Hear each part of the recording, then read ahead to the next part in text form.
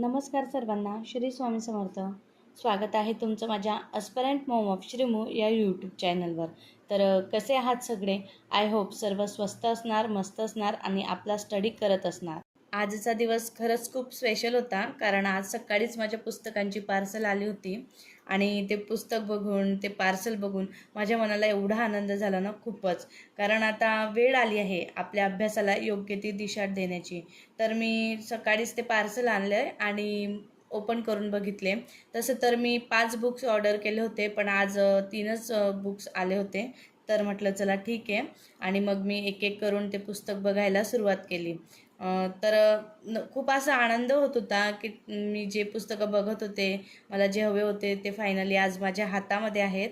आणि मी एक जास्त नाही, पण एक 5-10 मिनटं 4-5 पानं असे प्रत्येकी तिघही पुस्तकांचे मी बघितले. पुस्तकं बघितल्यानंतर मग घरातली जी काही कामं होती ती पटापट सर्व आवरून घेतली. आणि मग श्रीमयीच्या पप्पांना थोडं बाहेर काम होतं, मग आम्ही बाहेर गेलो. आणि येताना मग तिथं फणस विकलं जात होतं. म्हटलं चला घेऊन बघूया, कारण मी पण आजपर्यंत फणस कधीच खाल्लेलं नाही. म्हटलं चला बघूया कशी कशी टेस्ट असते त्याची. मग येताना आम्ही फणस घेऊन आलो आणि मग घरी आल्यानंतर श्रीमयीला दिलं मी. तर ते श्रीमयीला खायलाच जमत नव्हतं. मग मी त्याला ते काढून दिलं थोडं थोडं आणि मग तो खात होता. छान होतं फणस, म्हणजे मी फर्स्ट टाईम खाल्लं आणि मलाही आवडलं, छान होती टेस्ट. त्यानंतर श्रीमय थोड्या वेळाने झोपून गेला आणि मग मी सुरुवात केली माझ्या दुपारच्या स्टडी स्लॉटला. तर आज मी 12वीचे जे भूगोल आहे ना, त्याचा अभ्यास करत होते. तर आज प्राकृतिक भूगोल होतं आणि हे स्टेट बोर्डचं शेवटचं चॅप्टर होतं आपलं. तर यामध्ये जन्मदर, मृत्यूदर, लोकसंख्येविषयी माहिती, त्यानंतरून जी काही खनिज संपत्ती आहे आपली त्याविषयी माहिती, नंतर आंतरराष्ट्रीय व्यापार, त्याच्यानंतरून स्थलांतर, असं नैसर्गिक वायू, म्हणजे ज्या काही प्राकृतिक घटक आहेत ना त्याविषयी माहिती दिलेली होती. तर ही माहिती जी होती ना ती जागतिक स्तरावरची होती. म्हणजे जसं काही आपण आजपर्यंत बघितलं की भारताची लोकसंख्या किंवा मग एखाद्या राज्यापुरती मर्यादित, तर तसं नव्हतं या चॅप्टरमध्ये. तर जागतिक लेव्हलवर जी काही लोकसंख्या, जन्मदर, मृत्यूदर, त्याच्यानंतरून खनिज संपत्ती, वायुमार्ग, लोहमार्ग, असे जे काही आहे सर्व ते जागतिक लेव्हलवरचं त्यांनी दिलेलं होतं. आणि अशा प्रकारे आजचं हे चॅप्टर पण पूर्ण झालं. आणि त्याचबरोबर भूगोलाचे जे काही स्टेट बोर्ड होते 6वी ते 12वी, ते पण आज आपलं पूर्ण होऊन गेलं.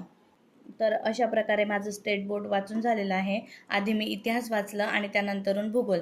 आता राहिलं ते आपलं सायन्स. तर सायन्समध्ये मी भस्के सरांचं पुस्तक यूज करणार आहे आणि त्यामध्ये त्यांनी स्टेट बोर्डचे पण पॉईंट कव्हर केलेले आहेत.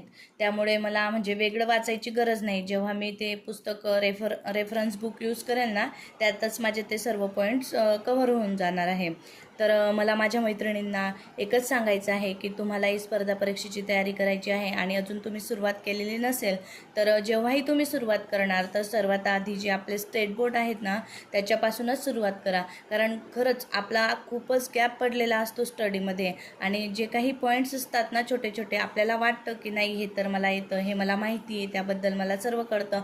पण खरंच जेव्हा आपण अभ्यासाला बसतो ना, कोणत्याच गोष्टी आपल्याला रिकॉल होत नसतात. सर्व असं ते म्हणतात ना, पाणी फिरलेलं असतं त्या गोष्टीवरती. आणि जे काही बेसिक असतं ते पक्कं करणं खरंच खूप गरजेचं आहे. म्हणून आधी तुम्ही बेसिक वाचायला सुरुवात करा.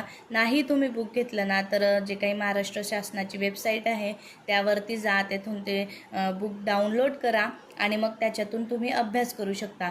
कसंही करा, पण आधी स्टेट बोर्ड करा. तुम्हाला नोट्स काढायच्या असतील तर नोट्स काढा, नाहीतर मी जसं काही हे बुक परचेस केलं आहे तुम्ही तसं बुक परचेस करा आणि मग तो अभ्यास जो आहे स्टेट बोर्डचा तो आधी कंप्लीट करून घ्या आणि त्यानंतरच मग रेफरन्स बुकला हात लावा.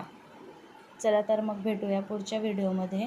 व्हिडिओ आवडला असेल तर लाईक करा, शेअर करा आणि सबस्क्राईब करायला विसरू नका. थँक्यू.